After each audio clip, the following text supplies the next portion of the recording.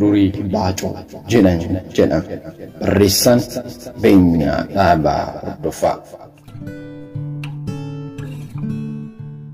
Jaarsummaa Hilleetti. Leencaa fi qamaleen otoo waliin jiraachaa jiranii leenci sa'a qamaleen immoo sangaa bitatan. Eegumsas dabareen eeguu eegalan.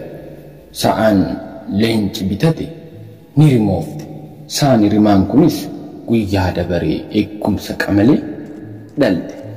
Qamaleenis kan sangaan dhale fakkeessuuf jettee mucha sa'aa sana kuttee kan sangaatti hodhite. Dilluu sa'aa sangaa sanatti diddibde. Jabbii dhaltes sangaa sana jala oofaa galchite.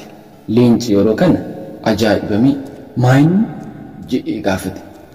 Qamaleenis sangaatu dhale jetteen. Attamitti sangaan dhale jedhee gaafate. Ani maalin beeka kunuu dhale sangaan kun. Dubbii kanarratti waan wadhabaniif jaarsi nuufaa ilaalu jedhan. Jaarsummaa kan waamaman jaldeessaaf Hilleettii ture. Jaldeessi yeroo bakka jaarsummaatti argamu yeroo dhimma kana gaafatamu qaanee dhimmi kun ta'uus ni mala jedhee.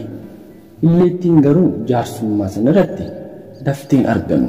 Yeroo barfattee bakka jaarsummaa geessu leenci si eegaa jirra miti maaliif barfatte jedheen. Hilleettiinis akkas jette. Otoon dhufaan jiru lafa baqaqeeru argeen otoon walitti hodhuun ture jetteen. Jecha ishee kanatti ajaa'ibamanii attamiin lafti walitti hodhama jennaan Hilleettiinis akkas jette. Maal isin sangaan dhale jettanii jaarsummaan waamtanii miti kunis akkasuma jetteen. Dubbii sana akkasitti dhugaa baaste jedhama. Tooftaa Hilleettiin fayyadamte akkamitti ilaalu? Oduu durii kanarraa maaltu baratama? Murtee Hilleettiin kennite quubsaadha jettanii yaaddu?